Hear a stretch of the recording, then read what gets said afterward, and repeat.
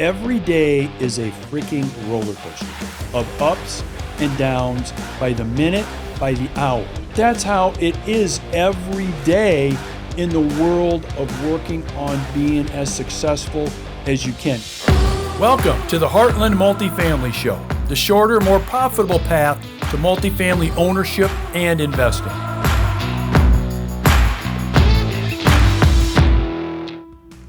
Everybody, it's Darren with Isaiah. Hi, Isaiah. Hello, Darren.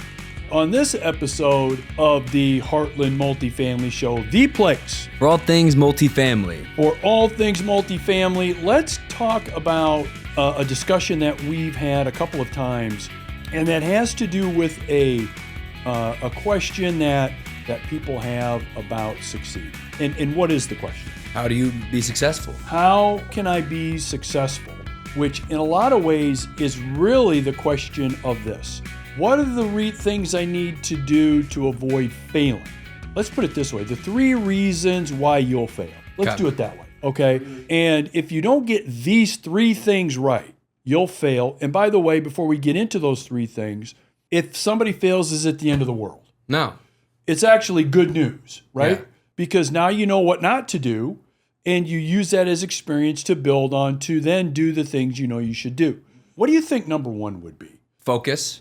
I would call it signal and noise. Signal and noise. Now, by the way, I'm borrowing this from PBD. He talks about signal and noise a lot, and I think it's kind of carried over from Jobs. I think Jobs talked about it. So what is signal and noise? What is that? It's really what you said, focus. It's being able to focus on the absolute most important things you need to do that day. And it might be like 1, 2, or 3 things, but that's it. What do you think the noise part is? The noise is either, what's going on in the background, either if that's people or if that's other stuff that comes up in your way that kind of sets up as a little barrier for what you're supposed to get done. All the other things that hit you constantly during the day. So let me give you like a quick example. I just ran into this yesterday.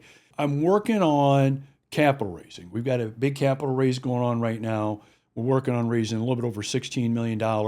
That is a signal thing for us. You know what comes up while I'm focusing on that and working on it? My email comes up. Oh, I might want to check my email.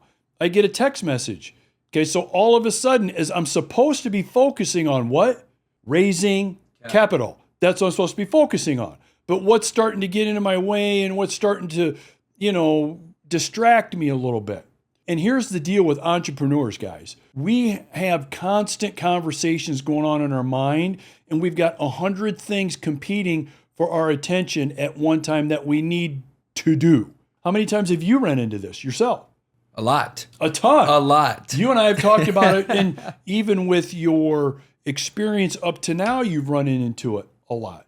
And so will you. And if you have run into this, or if you are any kind of an entrepreneur, you know exactly what I'm talking about. So again, one of the reasons you will fail is if you don't focus and separate the noise from the signal of what you absolutely, without question, really need to be focusing, concentrating on, and working on. That's how it gets done. That's how, as a lot of people say, shit gets done. Okay? It doesn't get done by working on something you think you need to, then working on this over here and starting to work on that over there. Have you accomplished anything? No. Obviously no. Obviously no. You know what's funny is you've been really good at that. And growing up, I'd come in the living room and be like, Dad, I need something. Hey. And you're just focused in. I don't even hear you. And it's gotten to the point, like when I get older, I know what he's doing now, but we used to joke, he's zoned in, he can hear us, he's blocking it out. He's just focused on what he's doing. It's so interesting you mention that, because here's what comes up a lot. The sidebar to this, guys, is once you get focused and in the zone, people will talk to you. You won't even hear them. Just like what you said. They're right there. They're saying something to you, and you might do something like this. So how many times did I do this to you? Yeah, huh? Mm-hmm. Okay. And a lot of times people think you can't hear. I've had people say, well, what, you can't hear? Are you I mean, listen when I'm talking to you. Listen. No, I'm focused on signal, baby. That's what I'm doing, right? I'm not listening to you. I'm not paying attention because I'm focused. And I know that many of you watching and listening know exactly what I'm talking about. And you know exactly what I'm talking about. So let's kind of come full circle on number one. Number one, that I would say a reason you will fail is if you don't separate signal from noise. Even though you might get a little flack from your family, or flack from your other, employees or team members, you got to make sure every day is a day you be focused on what absolutely needs to be done without having all of the background noise and everything else impact you and affect you. Okay. And all that really translates into is compression of time to reach your targets and your goals. That's what that translates into. Okay. And here's reason number two. Every day is a freaking roller coaster of ups and downs by the minute, by the hour. That's how it is every day. And so at 9 a.m., I may have to fire somebody. At 10 a.m., I might get word that one of our properties had the best quarter it's ever had. 12 p.m., I might get news from my insurance company that says, oh, we're not going to cover you, or that's not going to be covered. You're going to have to come out of pocket with more to take care of the damage that happened during the storm or fire, etc. 2 o'clock, I'll get a call or an email. Oh, by the way, that property that you wanted to purchase, we're going to go ahead and accept that offer. You're shocked that that offer gets accepted because it was a lot lower than what you thought they'd accept. Now you're on your way to do it. So you see where I'm going? Every minute is up and a down and up and a down.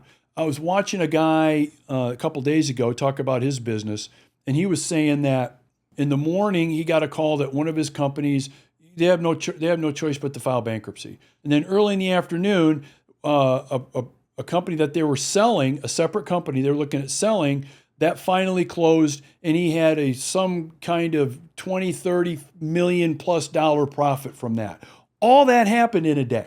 And that's kind of an extreme example, but that's how it is every day in the world of working on being as successful as you can. Now, we're talking about business here, but you can apply this to a lot of other areas too. And so far, with the time that you've been working on, the apartment communities and selling the apartment communities. Talk a little bit about that and how you've seen that with what you've been up to so far. Well, what's funny about that is, I guess when I started, I'd start with kind of bad news because I wasn't very good at what I was doing. And then all of a sudden it'd be good news. So in the same day, like last month, in the same day, we had someone come into town, look at some units, did not go well. That same day, Darren let me know, hey, we have an offer accepted on another property that we've been trying to sell since, November. So just in that, I think it was maybe in like a 2-hour span. 2-hour span, I'm all excited about this guy coming in, gives me the feedback that I didn't want to hear. And 2 hours later, you're like, oh, hey, by the way, we got this going. Okay, well, great. That's my day. It's turned around. And then I do a couple cold calls. Nothing's hitting. No one's really interested to talk to me. Fine. A couple calls later, I get a new listing. So it just ebbs and flows with just how your day from start to finish. I feel like you just have no clue what's going to happen. Even if you have your day planned out, it never goes according to plan. Yeah, and that's a great point. It's an unbelievable emotional roller coaster. Hey guys, a lot of people contact me and want to know, where are the best resources when it comes to investing in multifamily? Where can I go? And the obvious answer is darrengarman.com. 99.9% of all of the items on the website are absolutely free. Start making that multifamily investment that you've been thinking about a great reality. Guys, you've got to be emotionally fit and be emotionally ready to handle this. And sometimes, and when I say that, it's not like you naturally go into this environment and situation just already ready for that. You don't. It's a shock. It can be a huge shock to the system in terms of all the ups and downs. And by the way, you might have like 2 weeks of really bad news, and then there's like 3 days of unbelievably great news, then another 3 days of really bad. So that's the way it goes all the time. No matter what level you're at, no matter where, if you're just starting, or even if you are, let's say you're one of the Forbes 400, one of the world's richest people, it always goes like that. And until you get emotionally fit and emotionally okay with that, you will fail. You don't have to like it. You just have to not be surprised by it and know that it's all part of the what? The plan. All part of the plan and all part of the process, right? That's exactly what it is. Okay, so what's the third thing? I'm going to say either stress or pressure. Perfect. It's exactly right. Both. I'm going to talk about something that is going to go a little bit deeper into it that not a lot of people discuss, and it is the relieving of pressure. So let me ask you a question, Isaiah. You and I have been having a lot of discussion regarding a transaction that you're working on. And you're smiling because you know exactly what I'm talking about. Yep. And this has been the case now over the last, 3 or 4 days. And so you've felt a lot of pressure through that, haven't you? Yes. Yeah, you have. And we've had discussions about that. And so when you feel that pressure, what do you feel that you have to do? That pressure's built up in you. You're trying to relieve it, aren't you? Mm-hmm. And that's what I want to talk about. There are 2 ways of relieving pressure, guys. The first way is the way that we all know about. Workout, meditation, read, in other words, do something to relieve that pressure. So we all know about that. And the other way is the way that you don't want to go, which will cause you to fail. And that's do something and say something you shouldn't do or you shouldn't say because why? You want to relieve the pressure. That's it. I can't tell you how many times early on I made this mistake. So, big transaction, purchase, sale, working with lenders, and especially when it comes down to offer, purchase agreements, accepting things, terms, etc., there's always pressure. And a lot of times I would do things, say things that I really didn't want to do, accept terms I really didn't want to accept, have conversations with people I really didn't want to have conversations with because I wanted to do what? I wanted to relieve all the effing pressure, right? I wanted to relieve the pressure. And so, guys, here's the way you got to think about this. The pressure's always going to be there. And so you want to choose the outlets of relieving that pressure that don't have any negative impact on what you're doing with whether it's a business, whether it's a transaction, whether it's research, whether it's important conversations you got to have, especially when it comes to critical conversations, right? So when you are, let's say you're going to have to fire somebody, there's a lot of pressure now inside of you because you have to do that. And that builds the closer you get to having to make that decision and execute on that, right? Well, what do a lot of people then do to relieve that pressure? What do they not do? Fold. They don't fire them, right? They make the wrong decision because it relieves that pressure. Okay. Oh, okay, I don't have to worry. I might decide I'm not going to. And now I don't have to have that tough conversation. And now I don't have to do that. If you fall into that trap of making the wrong strategic decisions about when and how you relieve pressure, you will fail. How many times have you run into this so far? A lot. A lot. A lot. Yeah, and you and I have had conversations about it, and frankly, we've had some heated conversations about it too, haven't we? Yeah. Yeah. And so it's a biggie, guys. It's a biggie.